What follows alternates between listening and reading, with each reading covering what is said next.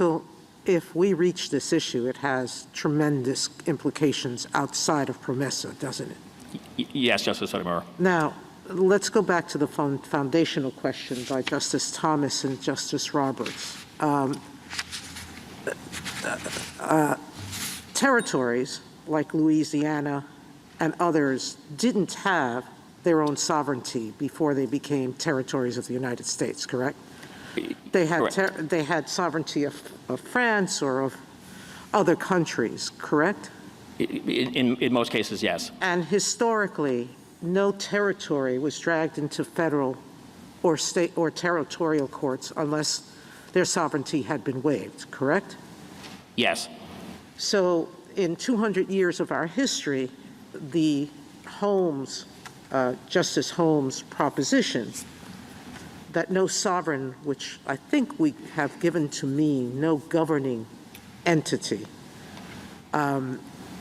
would be dragged into a court without the consent of the sovereign, correct? Yes. And so to the extent that the United States has not permitted, entertained, looked at suits against these territories, they've acted akin to states, correct? Yes. That's what we said in a long line of cases in Rosalie and Imanolin. We said that Puerto Rico is like a state, correct? Correct. All right. Having taken those propositions as a given, assuming we have sovereignty, the government, not the government, but your adversary says, okay, it acts like a state now through the 1952-54 Act, but that means it only has sovereignty in its territorial courts. It doesn't have sovereignty in federal court. Address that subset of the argument. Justice Sotomayor, it's our position that this two-tiered theory of sovereign immunity, that Puerto Rico only has immunity in its own courts, that there's no precedent for that, and that in fact it's very counterintuitive, or would lead to very counterintuitive results. There's no authority of a situation we were able to find where a court has ever said that a sovereign only has, or this court has ever said that a sovereign only has immunity in its own courts. And it would lead to And in fact, that's what Holmes was talking about, that the general proposition was broader, that you can't be held into a court. Yes, exactly. And the second point is it would lead to some very strange results. One of the results would be that the territory, let's just say citizens of the territory who tried to sue the territory in its own courts would not be able to, because it, by hypothesis, it doesn't have immunity. It does have immunity in that situation. But then non-citizens taking advantage of diversity jurisdiction could sue under the exact same law in federal court against the sovereign. It really doesn't make sense. Is there any scenario in which you see us addressing both questions? Assume we... Again, Your Honor, I think we wouldn't presuppose to suggest how the court should resolve the case. We, I think, have three independent ways that we... No, I know, and they're each independent. I'm asking a different question. Is there any way we reach both? Well, if the court were to disagree with us on one, I think it would have to reach the other. Alternatively, if the court agrees with us on all of the points, I think it would be at the court's discretion if it believes that bringing guidance to the system here would warrant resolving both the jurisdictional question and the statutory question. So I think it would be, at the court's election, depending on how it wishes to resolve the issue. I have a very simple view. I know we've been trying hard to bring clarity to this area of jurisdiction or not. And you kept saying the plausibility argument. And you're right, because it's strange language, because it seems addressed to the court, but on an issue where it's relying on the litigant to exhaust, which is very different than most jurisdictional cases that have to do with subject matter classifications, correct? The court can't hear certain types of issues, and it has nothing to do with what the litigant does or doesn't do. I entirely agree, Your Honor. I think that's what this court's Patchak case teaches, which is if the restriction goes to something substantive about the nature of the claim, some substantive category, that context suggests it is more likely the court speaking of jurisdiction. Rather, when Patchak gives exhaustion as a specific example, and it goes to the procedure of how those claims are to be addressed, that is at least thumb on the scale towards thinking it's not a jurisdictional requirement. So what you're basically saying, both of you could have good arguments, as you do, but in that case, the tie is against jurisdiction. And again, in this specific statute, when Congress wanted to speak about jurisdiction, it had the express language at hand. It used it a lot. It would have been very easy to do this one. The court has no jurisdiction to review, and A and B would remain exactly the same, correct? In provisions above and below, Congress did exactly that. It revised this language. It didn't use the same language that it used everywhere And Stone else. did not speak about exhaustion. Stone talked about jurisdiction with respect to time limits, correct? Yes, Your Honor. So there is no holding by us that exhaustion is jurisdictional. Correct. We agree, Your Honor. Justice Kagan? Ms. Blatt, Sure. assume I accept all of this, but I'm going to follow up on Justice Thomas's question. I have problems seeing immunity as subject matter jurisdiction. And assume I have that problem and say, there's jurisdiction, that still doesn't answer the immunity question. And if I go a step further, and for all the reasons that you gave, and say the Foreign Sovereign Immunities Act is only about civil, and the waiver that's there is only about civil litigation. Every aspect of civil litigation has to go through the FSI, IA. So now I come down to your common law immunity question. If that's what remains for me, I've got 2 paragraphs in the Second Circuit decision. Both of them, and most of the paragraph assumes that it runs on, the common law immunity runs on the FSIA. But if I say the FSIA doesn't deal with criminal, that undercuts all the reasoning of the Second Circuit. What do I do then? Well, you let want me- me to decide the question. Yeah, but let me just start you back with Schooner Exchange. I mean, that is a Supreme Court case by Chief Justice Marshall that's on its face says you don't construe general jurisdictional statutes. It is a admiralty jurisdictional statute. It's in the very same Judiciary Act as... You're fighting my premises. So please don't fight my premises. Assuming that I disagree with you on the 2 aspects of the question presented, that it's not jurisdiction, Yeah, so... that it's a common law immunity question. Yeah, so if you thought that Congress authorized district courts to convict foreign states at the time No, of the that has to- founding, that has if you to- think that, and you think that a broad grant that's not limited to civil cases does not protect foreign sovereigns, and that Congress just didn't care about whether foreign No, it's not a sovereigns could be question of not- convicted, it's then not all a- we have is Ms. immunity. Blatt, please stop. It's not a question of not caring. It's a question of defining what the common law immunity is. The government gives us a lot of options. It says, yes, there's absolute immunity, and it appears to say it's absolute immunity from criminal prosecution if you're naming the state.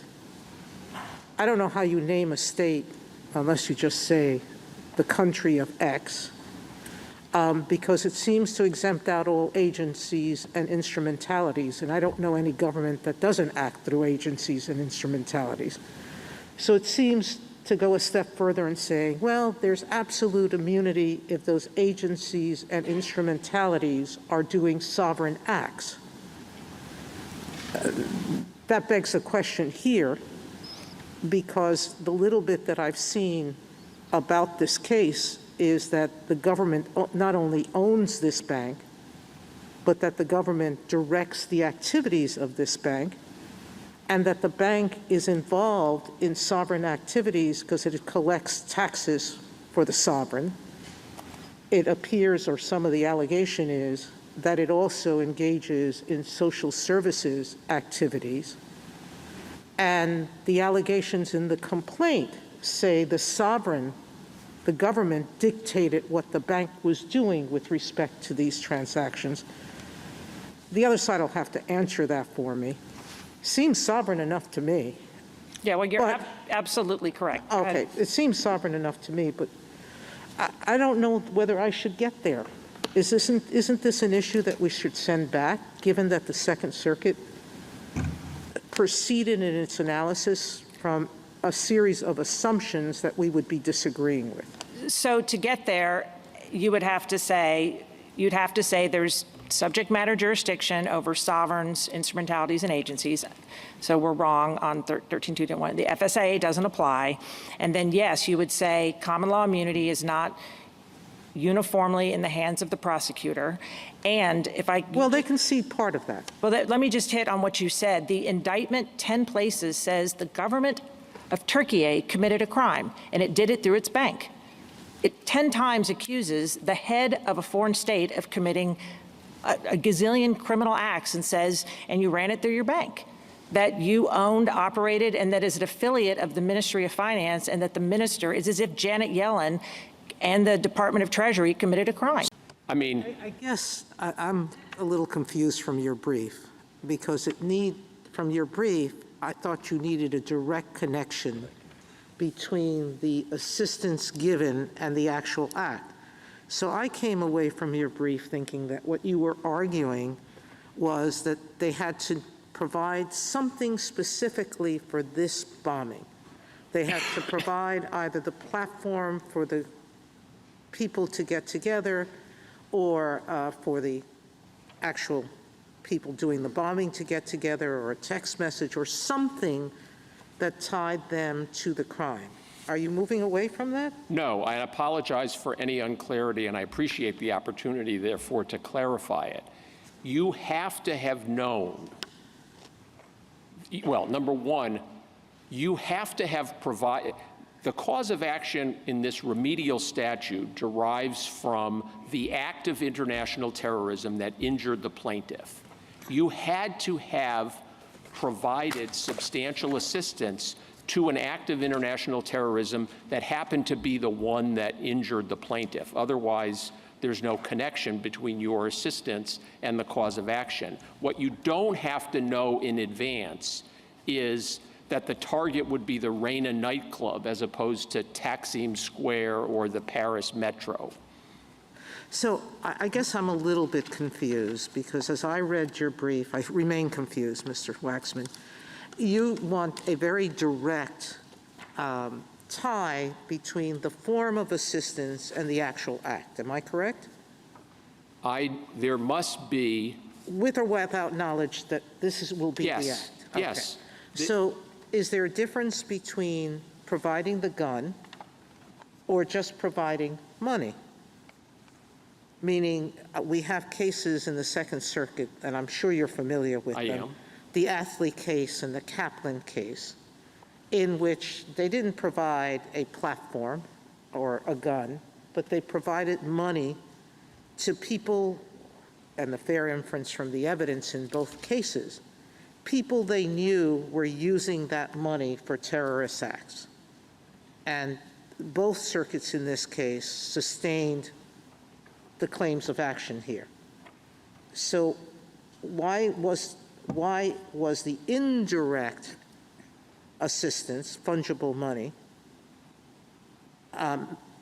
make those defendants liable, but you're not liable for providing a platform that you knew they were using to recruit people and to help arrange other terrorist acts, perhaps not this one, but you helped the enterprise? So Just in the same way, in the case that just talks about Halberstam. In Halberstam, the woman didn't know which burglary, where. She didn't even know he was committing burglaries necessarily. She knew he was committing a property crime. She was just assisting his enterprise generally. So talk to me about what direct. I hear a lot of questions, and I hope that I remember them all. Okay. If I haven't answered Don't worry, them all, I'll come back to you. Okay, thank you. First of all, the banking case the banking cases in the Second Circuit and the pharmaceutical case in the D.C. Circuit are both high. I mean, the salient distinction there is that the culpable conduct was, in fact, the active provision of something of assistance to the tortfeasor, whereas here, the actionable conduct is a failure to better ferret out violations. I don't think that's right, Mr. I realize you have a lot of questions piled up there. I do want them to come back to them, though. Justice Sotomayor? You're asking us on Section 11 to reverse the judgment below.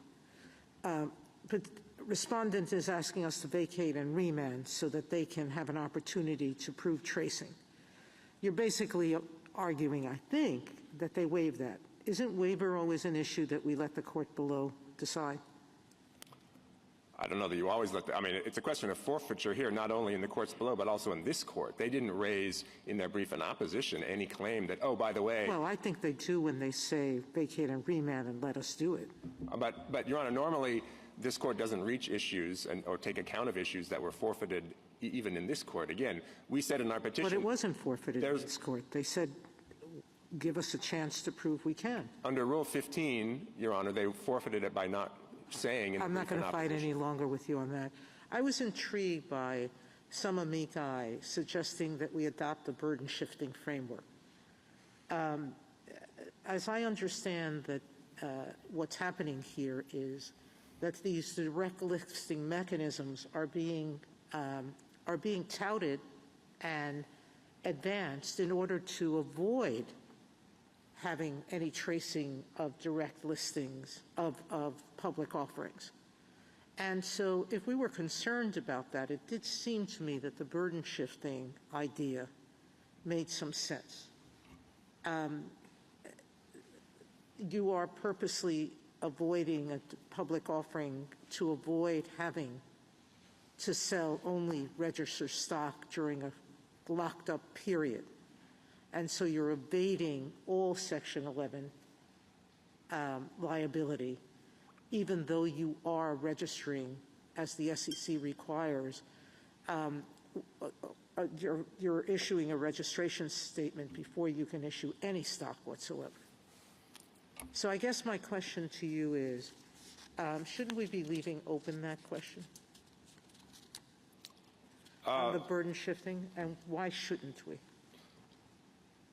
So, several responses. The burden-shifting argument is one of the many issues that wasn't raised in the brief in opposition or below and shouldn't be addressed by the court. Number two, burden-shifting. I'll accept that, but should we leave it open?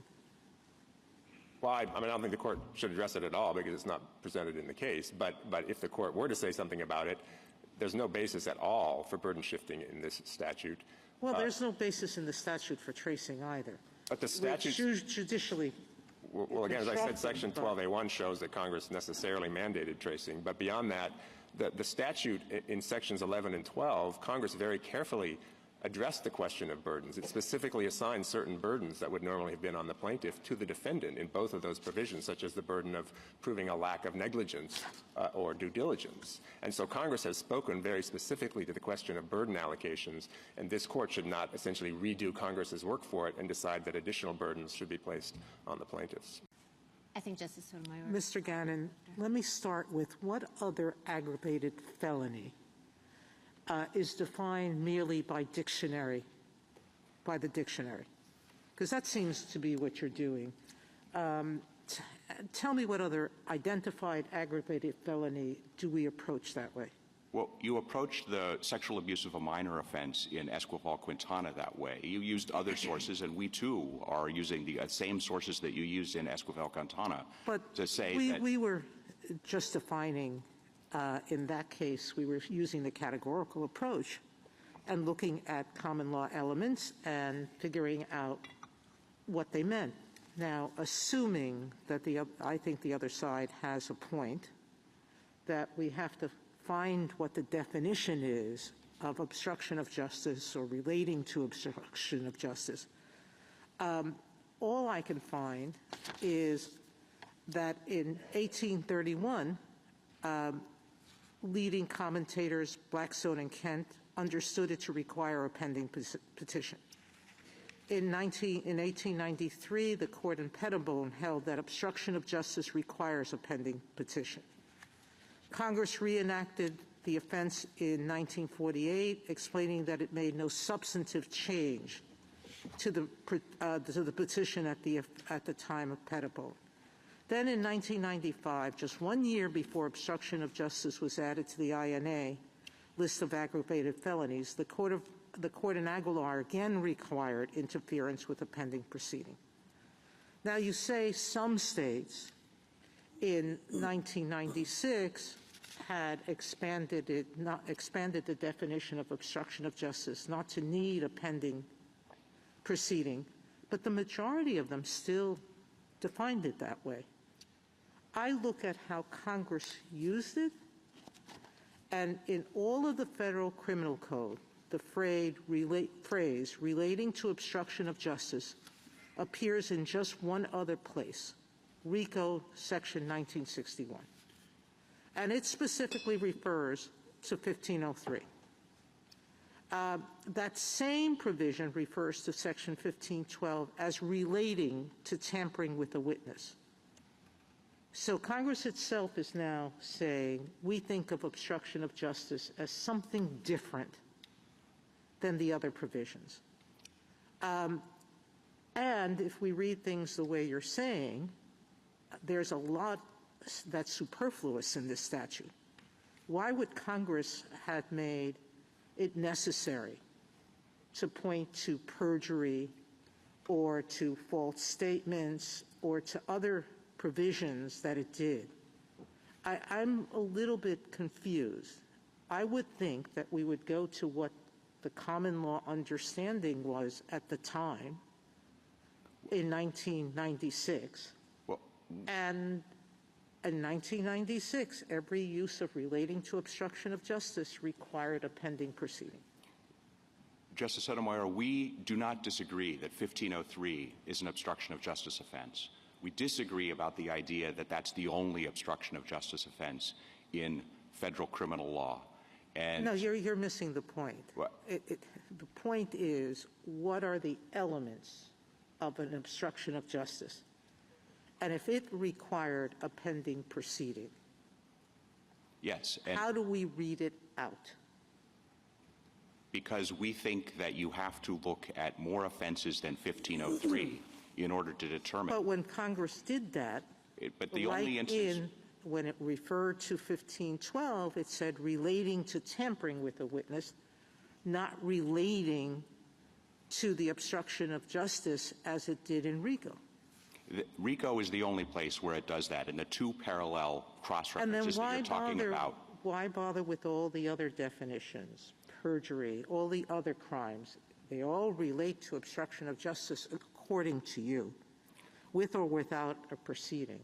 I think the aggravated felony definition is replete with potential overlap. Congress clearly wanted this definition to be broad. It returned to it several times in the 1990s in order to make it broader, in order to reduce the punishment thresholds. It reduced the punishment threshold here from 5 years to 1 year. And there are other things that clearly overlap in the aggravated felony definition. There are many states that make it a crime not to report a crime. Even if the person hasn't aided or abetted or participated in any way in the crime or helped the criminal. Is that an obstruction of justice offense? Only if it has the specific intent requirement to interfere with an investigation. But and it what we are seems to me saying you're is that reading that intent into everything. So is the BIA. You're saying that just because an investigation might follow, you're responsible. We read that intent requirement by looking at the dictionary definitions, the commentators, the model penal code, lots of other things that had happened in the law after Blackstone in 1831. Counsel, we take Pettibone and why don't you finish your answer to Justice Sotomayor, and then I have. We take Pettibone and this court's decision in Aguilar in 1995 as saying that 1503 did have the pending proceeding requirement, but we think it's clear that Congress considered a larger range of offenses, including those that are in Chapter 73 as also being obstruction of justice offenses, and indeed Section 3, the accessory after the fact provision, which federal courts of appeals since the late 1960s and early 1970s had repeatedly characterized as saying the gist of an accessory after the fact offense under Section 3 is obstruction of justice. We think that is part of the context against which Congress enacted this definition in 1996. It does seem to me that your argument is essentially that what the Appropriations Clause demands is annual line item appropriations, that's the not just the paradigm appropriation, but the only constitutionally valid kind of appropriations, and that any deviation from that needs some special justification, or maybe is just like unconstitutional per se. I'm not exactly sure what the argument is. But the history of our country just rejects that scheme. I mean, that might have been a way to understand what the framers were doing. But it turns out that from the very first year, that's not what they were doing. That's not what they did. Annual line item appropriations were some appropriations, but massively not all appropriations. And so you're just flying in the face of 250 years of history. And respectfully, Your Honor, that's not my argument. I think that the lack of durational limits here is what makes this particularly problematic, but it's particularly problematic when you combine that with a delegation to an executive branch agency to pick its own appropriation, subject only to a limit that's so high it's almost never relevant. If you can do that here, you can go agency by agency by agency and simply say, spend whatever you think reasonably appropriate as long as you don't hit $10 billion. And while I'm sorry, I'm trying to understand your argument and I'm a total loss. I'll try to do that. Okay, I think I understand it the way Justice Kagan does, but you're telling me it's something different. From the very beginning, Congress gave sometimes a lump sum and said to an agency, you can spend this amount, but didn't do a line by line on what or how much, and the agency would decide how much of that sum it needed. Over 60% of the appropriations, I think it may be 73, 63, something like that, are of standing appropriations. They're not given every year. And some of them are fixed and some of them are not. Some are, whatever you need to run your agency, including from the very beginning in 1789, the Customs Service. So I don't understand what you're saying. So Your Honor, respect that. Unless you're saying standing appropriations are wrong, tell me why they're wrong. If they're not wrong, tell me when they're right.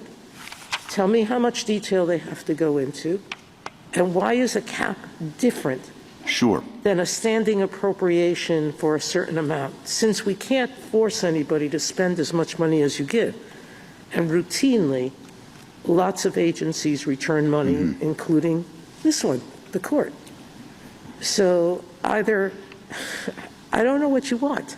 So the first thing, Your Honor, is I would like to address the Customs Service, because my understanding of it is not the same as my friend's understanding of it. As I understood the Customs Service at the time of the founding, it was actually funded through fees that it collected as part of the collection of customs, and Congress set those formulas. Congress determined what fees they could collect or what formula they could use to collect those fees, and in addition, it was supervised by the Department of the Treasury, which was itself subject to annual appropriation. So I don't think it was a standing appropriation. Now, it was a standing appropriation between 1849 and 1912. There was a $1.5 million standing appropriation, but two things about that. It was still subject to the supervision of the Secretary of the Treasury, and that turned out not to be enough. They had to generally go back for regular appropriations. Now, that's at least how I understand the history of the Customs Service.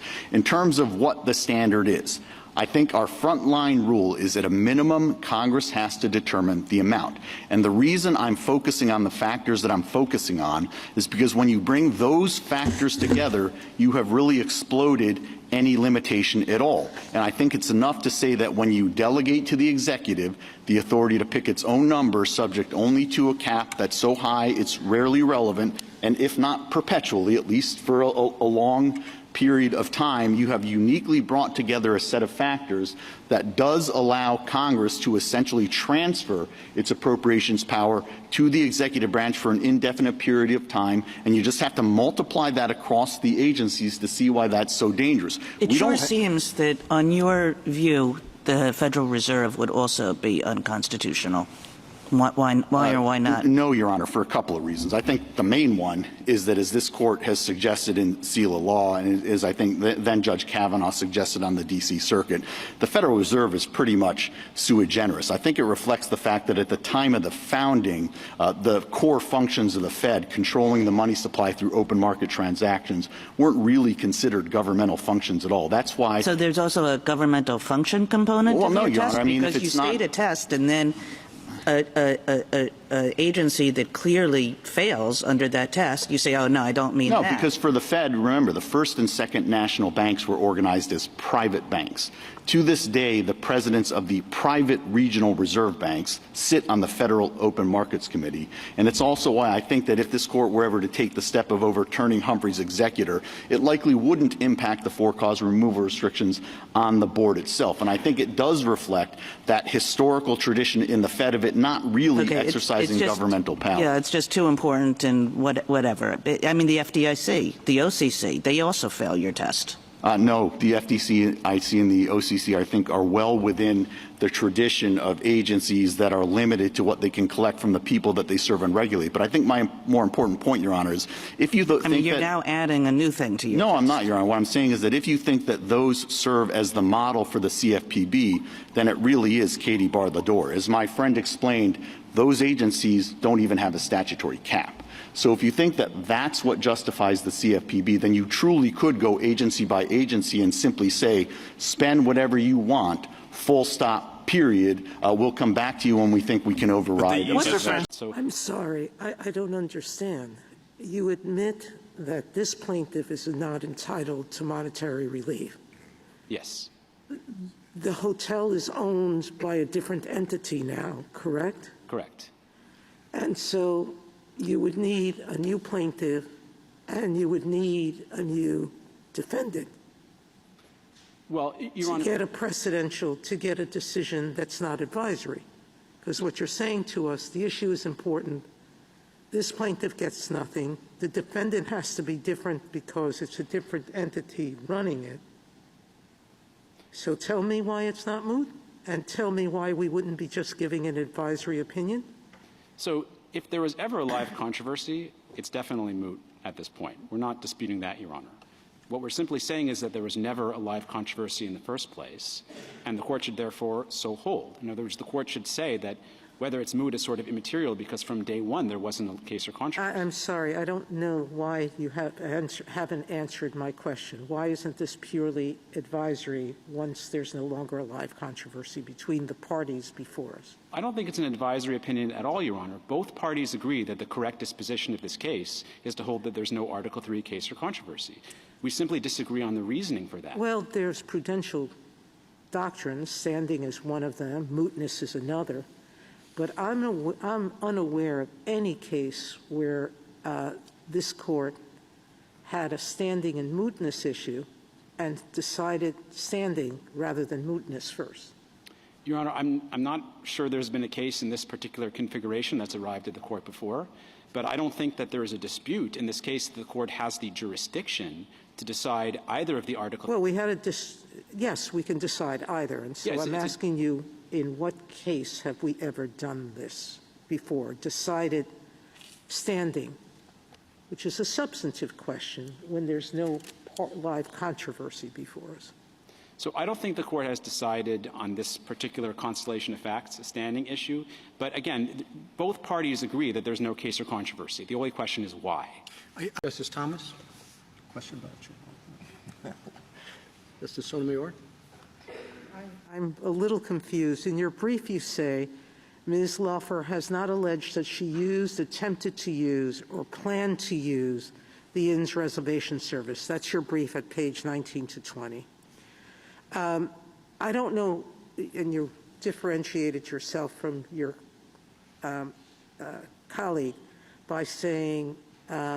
he thinks that if she wasn't going to use the place at all, she doesn't have standing, and he'll answer that, okay? But does that mean that you're saying no tester could ever have standing? Certainly not, Justice Sotomayor. We just think that you have to look at the service that's being alleged rather than so if I could give you a physical analogy, I do think it makes it a little bit easier.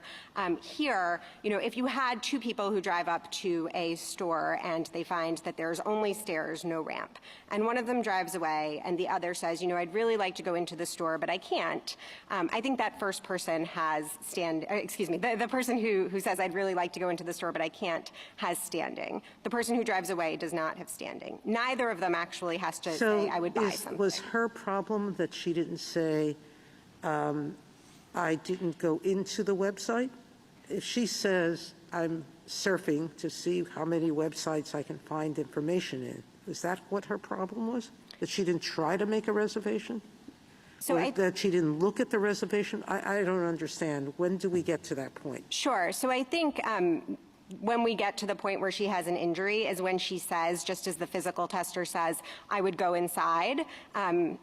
When she says, I would make a reservation, or I would use this information to consider making a reservation, because we certainly take the points that were expressed earlier about people who are considering whether they're going to go to the place and are trying to figure it out. But I think the difference here is that Ms. Laufer was doing this. She had no use for the reservation service itself. She had no interest in actually even completing that transaction. It's so hard, because I think what we're trying to do is to say that the website somehow is different than the physical entry or attempted entry. Because we agree in Blue Haven that the couple wasn't intending to rent. They just went and asked for information, and not Blue Haven, I'm sorry, Haven Realty. And they got turned away, and you're saying that we shouldn't write this to overturn Haven Realty. Certainly not, Justice Sotomayor. So what's different than my going to, the black couple went to the door of the place, asked for information, a disabled person goes to a website, which is, in my mind, the door to the hotel, or at least a telephone to the hotel, and is being told, no, you're not welcomed here because we don't have accessible rooms here. Basically, it's almost a negative, which is if you don't give me the information, you're telling me that it's not accessible to me. So I agree with a lot of what you've said, Justice Sotomayor. I think the distinction comes between the way that the statute at issue in Havens was written, which was it is unlawful to falsely tell any person that there is no housing available for a discriminatory reason, essentially, whereas the reservation, and so it doesn't matter whether you're going to rent the apartment, does not matter at all. I think here the reservation rule is much narrower than that. It does provide a right to information, but in connection with actually making a reservation. So if you go to pages 9A to 10A of our statutory appendix, where the regulation is laid out in full, the title of it is Reservations Made by Places of Lodging. The requirements apply with respect to reservations made by any means, and all the way through to, the exceptions and the effective date are based on reservations. And so I think it's not this sort of anybody in the world gets information in quite the same way that it was in Havens. But again, completely agree that Havens 1 should not be overruled. I heard my friend to agree with that. And also that, we're not suggesting that the person who actually does want to make a reservation doesn't have standing. I think that would produce the right result, because we do think that the legal standards that apply to limited public forums are the same as the legal standard we would ask the court to apply here. And here it's viewpoint neutral. The government is saying that certain types of marks can't go on the registry, or the principal register, but it is not singling out marks based on viewpoint. It is not requiring registration in order to speak the marks. I guess the two other points I would make are, for First Amendment purposes, the dispositive question is this an abridgment of speech? And so to the extent that the court thinks it's not an abridgment of speech, we're not quite sure what it is, then we should win on that basis. Isn't that the bottom line? I know it's almost as if we're becoming straitjacketed by labels. instead of looking at this as I do from first principles. The question is this an infringement on speech? And the answer is no. He can sell as many shirts with this saying, and the government's not telling him he can't use the phrase, he can't sell it anywhere he wants. There's no limitation on him selling it. So there's no traditional infringement. Government action always has to have a, quote, rational basis. The question then in my mind becomes, is there a rational basis for the government's activity here? And clearly, for all the reasons Justice Gorsuch pointed out, that this type of program depends on content and that these kinds of limitations have been historically accepted, there's certainly a rational basis for the court, for the government's actions. Now, to the extent that it might involve speech, one could analogize, but I don't think you have to call it a government subsidy or call it a limited public forum. They both come out, both approaches come out to what is reasonable in this context. And that's the test you state at page 28 of your brief. You need only have a reasonable basis for what you're doing. And we don't actually talk about it in those terms in rational basis review, but isn't that the bottom line? Yes, and so we don't have to analogize it to one or another. We just have to figure out, is this speech, and say, no, it's not speech that's being restricted, and then look at it in the traditional lens of, is it rational basis, and is it reasonable? And what I would say, and I think this is just a different way of saying, making your same point, is we don't think that the government subsidy cases and the non-public forum cases and the union dues cases are kind of discrete exceptions to the First Amendment. Rather, they are illustrative of a general principle that often the withholding of government assistance to speech will not constitute an abridgment of speech. Assuming there's a reasonable Assuming there's a reasonable, and I'd also add the point that I was making earlier, assuming that the government is not trying to leverage the benefits of the program to coerce speech outside the program. And so if the statute said, when you sell T-shirts with a mark like Trump Too Small, you can't get any trademark for those shirts registered, even if the trademark you choose, like Elster Apparel, would otherwise meet the statutory requirements for registration.